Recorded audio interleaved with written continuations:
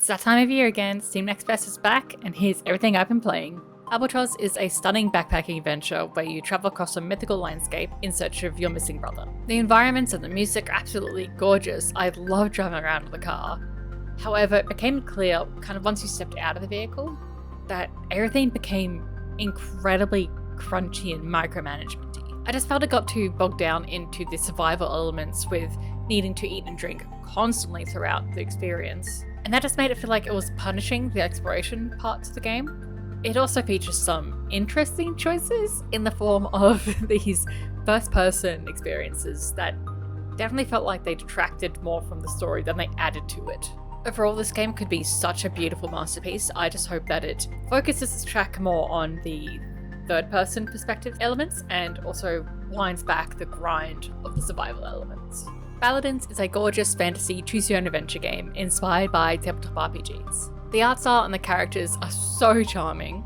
I love the overall gameplay mechanics and that short time loop that really encourages you to go through, replay your runs, and try different approaches every single time you play. None of the decisions feel inherently right or wrong, it's all just exploring and discovering secrets and making each round better and better.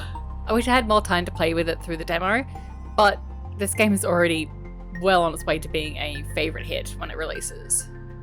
#Blood is an amazing action RPG dungeon crawler that feels like it was ripped straight out of your Sunday morning cartoons. You gotta survive the horrors of high school during the daytime and fight the legions of the undead at night, all within this amazing package of 90s, 2000s peak Cartoon Network, just animation style. It's fantastic.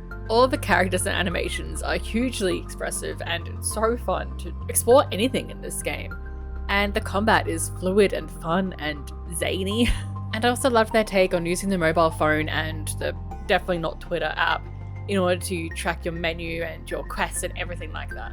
It's a very fun and fresh, nostalgic adventure and everyone should give it a try. It's a great game. The Cable Guy is a very simple strategy puzzle where you are working as an IT guide, laying network cables and trying to connect all the different users to their corporate network hub. I really enjoyed the game at its core, running all these really satisfying lengths of cable and keeping everything tidy, organized as much as possible amid the chaos of new employees being dropped on your lap all the time. But where I struggled was with understanding the flow of money. I'm not sure what wasn't clicking, but maybe it was the particular game mode I was in. It would be interesting to see a version of this game that focuses more on the puzzle side and less on the continual management side as well, so I can get that good dopamine of the problem solved. Still a very good game to torture your IT pals with. Crypt Custodian is a very cute Metroidvania about a cat who is sentenced to be the Underworld's janitor. Fans of Death's Door will feel right at home with this game, with plenty of really great combat, exploration,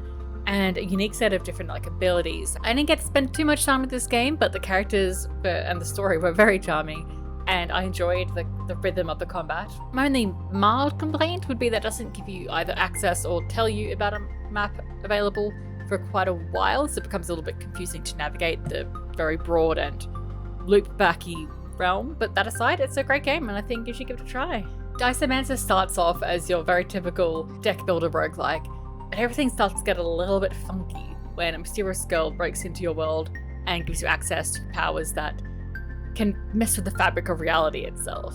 I really like the hand-drawn aesthetic of this game, and the fact that they went with a sort of first-person 2D rather than typical side view 2D. I really enjoyed the different mechanics of the elements and being able to discard cards in order to trade them in for elements instead of playing the card as is. My issue is that I didn't really like the first kind of purple card deck that you're encouraged to play with at the start. I definitely enjoyed the core cards that you play with in that deck, like the 1 dice, but just some of the other ones I wasn't a fan of, and that does throw off a little bit if you're not enjoying the first deck that you have access to. However, with this being a deck builder, I'm sure that with enough gameplay time under my belt, I'd be able to find a card system that would actually gel to my taste a lot more throughout the gameplay. In Duck Detective, you play as Eugene McQuacklin, a detective duck who is here to solve a sinister sausage-based conspiracy. This game is full of adorable and quirky anthropomorphic animals, as well as just absolutely jam-packed full of Gumshoe Detective trope references. It's such a fun time. I loved the use of the magnifying glass to pick up clues and the sort of Obra Dinn / Case of the Golden Idol, fill in the blank style approach to the deductions, and all the voice acting, especially from Eugene McQuacklin himself, is just top tier and amazing. I just fell in love with this. It's a whimsical, fun, and over-the-top dramatic, just detective game.